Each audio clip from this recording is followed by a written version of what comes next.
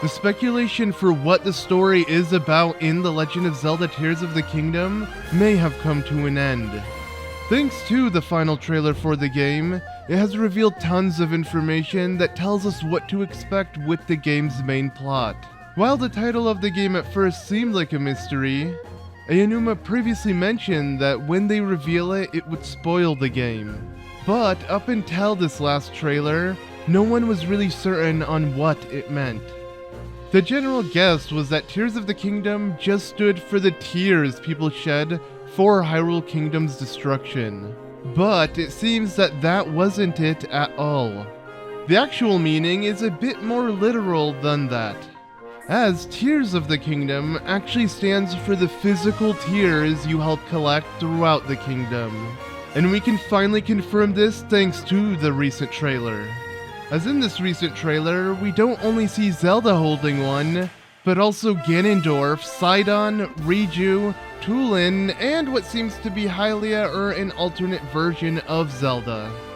And outside of Zelda and the Mysterious Woman, which have a yellow tear, each of the other tears seen have their own unique color to them, clearly indicating that they are all separate tears from the one we see Zelda holding.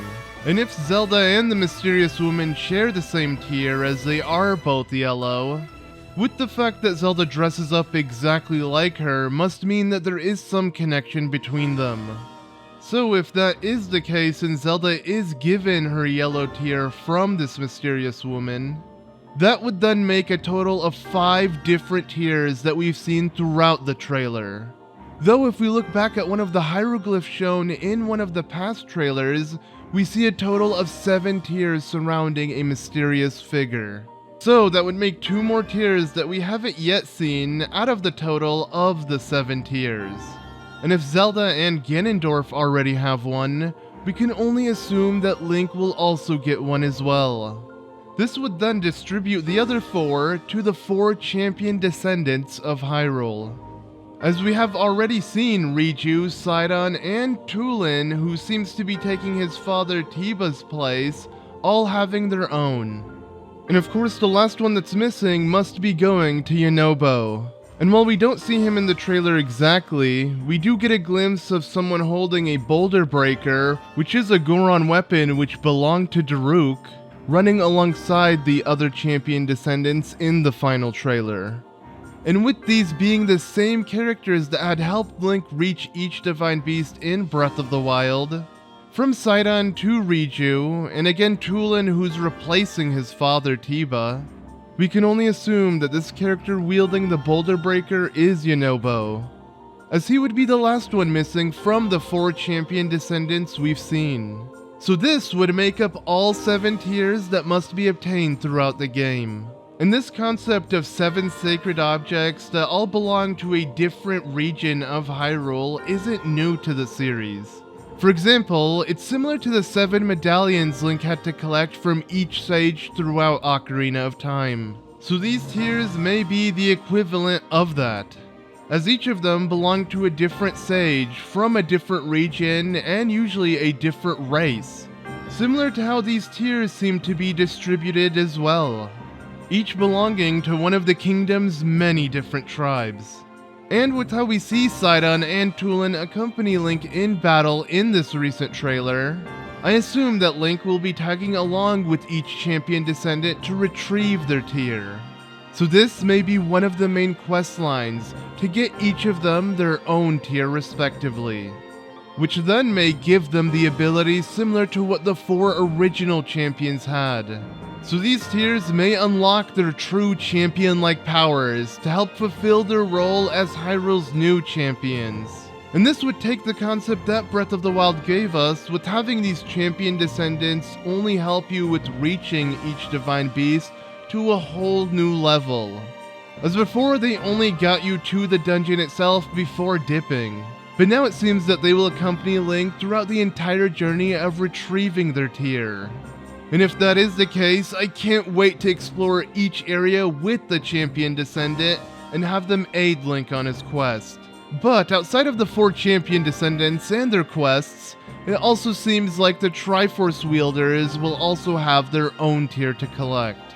As mentioned before, with Zelda and the mysterious woman who may share the same one. Though it is worth mentioning that we do see that mysterious woman power up an attack while the tear is glowing around her neck, before then seeing a huge beam of light wipe out a bunch of Moldugas. So I can only assume that that power was caused by the tear she was wearing. And if that's the case, these tears give its wearer insane powers, which may also explain how Riju was able to summon lightning similar to Urbosa.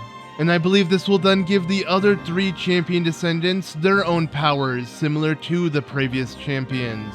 But let's not forget that Ganondorf is also seen using a tear of his own, as we see him wearing it on his forehead. And we can see a much better view of it in the official artwork revealed of him, since in the trailer we see a light emitting from the tear.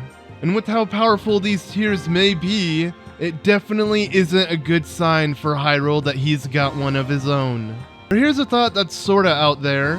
While we do see what is presumably Yunobo at the very end of the trailer, maybe the general reason why we haven't seen him is because he needs to get saved unlike the other 3 champion descendants. As we do know, Yunobo was definitely the biggest coward out of the other champion descendants. And with each champion descendant having a tier that reflects the tribe they are from, wouldn't that make then Yunobo's red?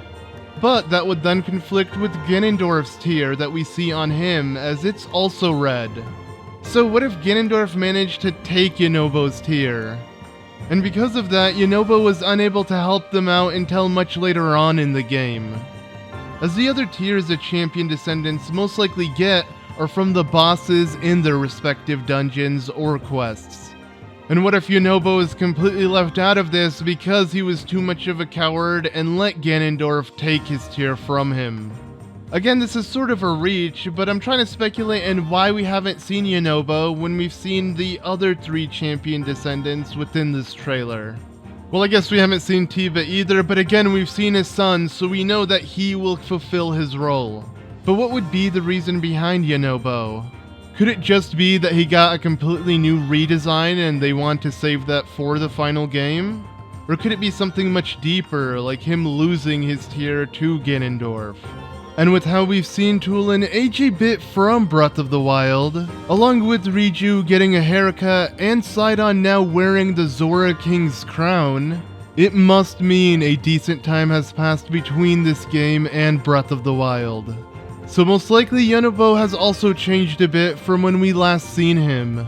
And the reason why we haven't seen him yet could be not to spoil his new look for this game.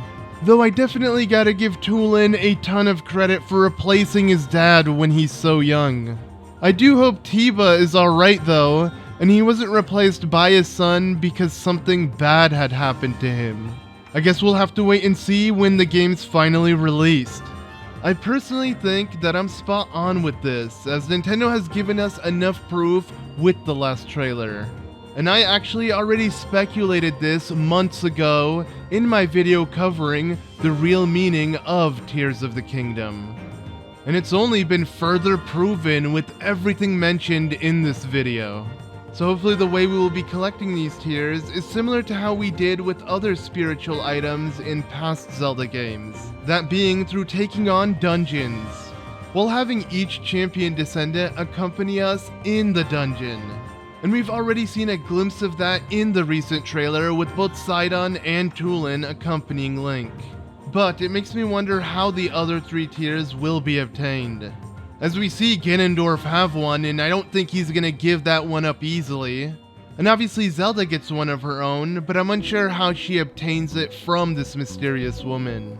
And of course that last tier that I assume will go to Link. But even if that isn't the case, we at least for sure know where 6 of those 7 tiers will end up. And I guess only time will tell once the official game comes out and we figure out for ourselves. What do you guys think though? Do you believe that this will be the main premise of the game's story? And if not, what is your theory on the game? Please let me know in the comments below. And don't forget to subscribe and leave a like on the video to show your support, as I have tons more Tears of the Kingdom theories, updates, and in general a full-on playthrough when the game drops. along with tons of other Zelda content, as we'll be playing through a couple other Zelda games before Tears of the Kingdom is out. So again, please consider subscribing to the channel so you don't miss out on anything.